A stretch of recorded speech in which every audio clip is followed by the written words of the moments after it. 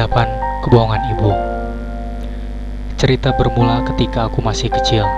Aku terlahir sebagai seorang anak laki-laki di sebuah keluarga yang miskin. Bahkan untuk makan saja seringkali kekurangan. Ketika makan, ibu sering memberikan bagian nasinya untukku. Sambil memindahkan nasi ke mangkukku, ibu berkata, "Makanlah nak, aku tidak lapar." Kebohongan ibu yang pertama.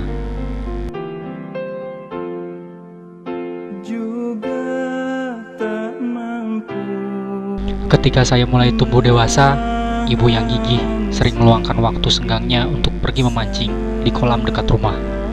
Ibu berharap dari hasil pancingannya ia dapat memberikan sedikit makanan bergizi untuk pertumbuhanku. Sepulang memancing, ibu memasak sup ikan yang segar dan mengundang selera. Sewaktu aku memakan sup ikan itu, ibu duduk di samping kami dan memakan sisa daging ikan yang masih menempel di tulang yang merupakan bekas sisa tulang ikan yang aku makan.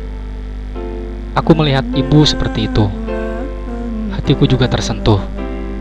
Lalu dengan menggunakan sendok, aku memberikan bagianku kepada ibuku. Tetapi ibu dengan cepat menolaknya. Ia berkata, "Makanlah nak, aku tidak suka makan ikan." Kebohongan ibu yang kedua.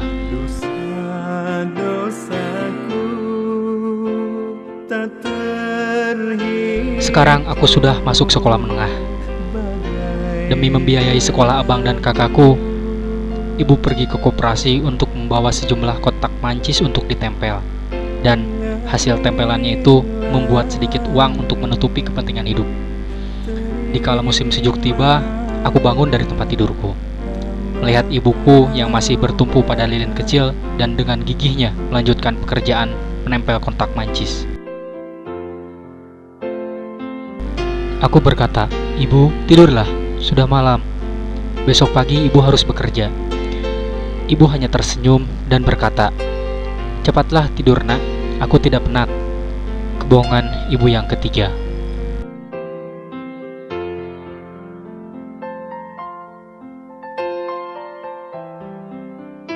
Ketika ujian tiba, ibu meminta cuti kerja supaya dapat menemaniku pergi ujian. Ketika hari sudah siang, terik matahari mulai menyinari. Ibu yang tegar dan gigih menunggu aku di bawah terik matahari selama beberapa jam.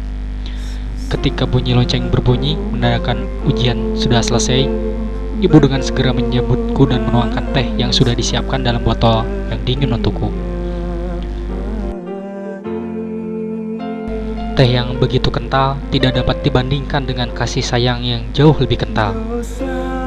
Melihat ibu yang dibanjiri peluh, aku segera memberikan gelasku untuk ibu sambil menyuruhnya untuk minum. Ibu berkata, "Minumlah nak, aku tidak haus." Kebohongan ibu yang keempat.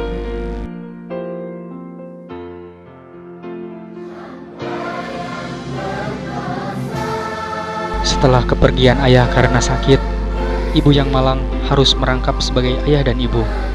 Dengan berpegang pada pekerjaan dia yang dulu, dia harus membiayai keperluan hidup sendiri. Kehidupan keluarga kita pun semakin susah dan susah. Tiada hari tanpa penderitaan. Melihat kondisi keluarga yang semakin parah, ada seorang pakcik yang baik hati yang tinggal di dekat rumahku pun ikut membantu ibuku, baik masalah besar maupun masalah kecil.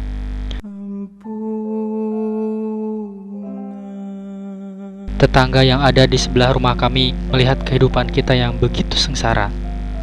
Seringkali menasihati ibuku untuk menikah lagi. Tetapi ibu yang memang keras kepala tidak mengindahkan nasihat mereka. Ibu berkata, "Saya tidak butuh cinta." Kebohongan ibu yang kelima.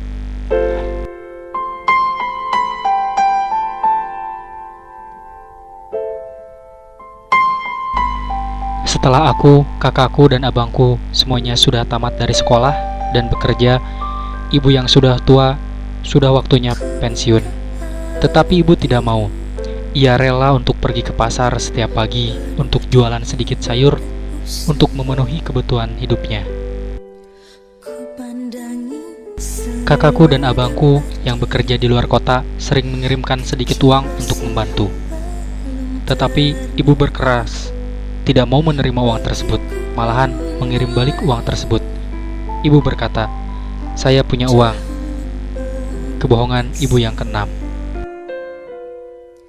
Teringat semua cerita orang tentang Setelah aku lulus dari SMA, aku pun melanjutkan ke sebuah universitas ternama di Amerika Serikat berkat sebuah beasiswa dari perusahaan. Akhirnya aku pun bekerja di perusahaan itu dengan gaji yang lumayan. Aku bermaksud membawa ibuku untuk menikmati hidup di Amerika. Tetapi ibu yang baik hati bermaksud tidak mau menyusahkan anaknya. Ia berkata kepadaku, "Aku tak biasa tinggal di negara orang." Kebohongan ibu yang ketujuh. yang indah selalu terurai darinya. Tangisan nakal dari bibirku takkan jadi derita. Tangan halus dan suci telah mengangkat tubuh ini. Setelah memasuki usianya yang tua, ibu terkena penyakit kanker usus. Harus dirawat di rumah sakit. Aku yang berada jauh di seberang Samudra Atlantik terus segera pulang untuk menjenguk ibuku tercinta. Aku melihat ibu yang terbaring lemah di ranjangnya setelah menjalani pembedahan. Ibu yang kelihatan sangat tua menatap aku dengan penuh kerinduan. Walaupun senyum yang tersebar di wajahnya terkesan agak kaku karena sakit yang ditahannya. Terlihat dengan jelas betapa penyakit itu membuat sakit ibuku, sehingga ibuku terlihat lemah dan kurus kering. Aku menatap ibuku sambil berlinang air mata. Hatiku perih, sakit sekali melihat ibuku dalam keadaan seperti ini. Tetapi ibu dengan tegarnya berkata, "Jangan menangis anakku." Ibu tidak merasa kesakitan. Kebohongan ibu yang kedelapan.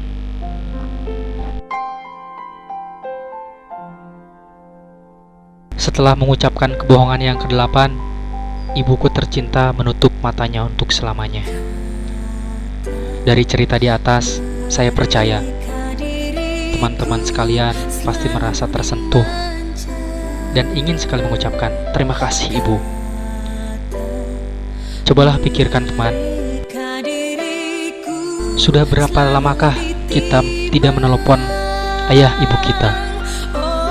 Sudah berapa lamakah kita tidak menghabiskan waktu untuk berbincang-bincang dengan ayah dan ibu kita? Di tengah-tengah aktivitas kita yang padat, kita selalu mempunyai beribu-ribu alasan untuk meninggalkan ayah dan ibu kita yang kesepian. Kita selalu lupa akan ayah dan ibu yang ada di rumah. Jika dibandingkan dengan pasangan kita, pasti yang akan menjadi prioritas adalah pasangan kita. Buktinya, kita selalu khawatir akan kabar pasangan kita. Khawatir apakah dia sudah makan atau belum, apakah dia bahagia atau tidak jika bersama kita. Kita selalu khawatir terhadap pasangan kita. Namun, apakah kita peduli apakah orang tua kita sudah makan atau belum? Jangan-jangan mereka belum makan hanya karena memikirkan kita yang jauh darinya. Apakah kita telah membahagiakan orang tua kita yang minimal dengan sikap dan perilaku kita ke orang tua? Apakah kita sudah melakukannya? Jika sudah, mari kita renungkan kembali. Di waktu kita masih mempunyai kesempatan untuk membalas budi yang begitu besar kepada orang tua kita, lakukanlah yang terbaik. Jangan sampai ada kata menyesal di kemudian hari.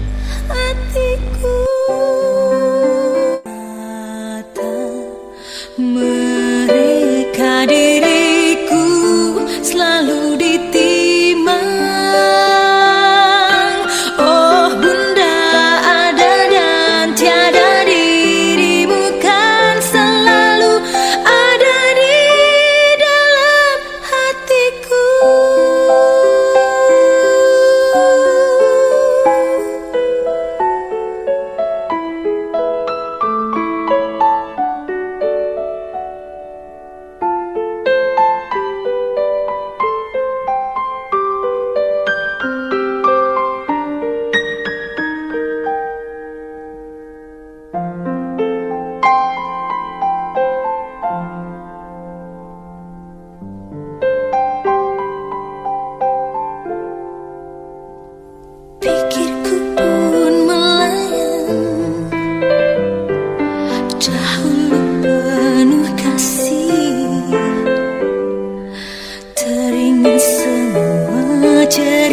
orang tentang riwayatku.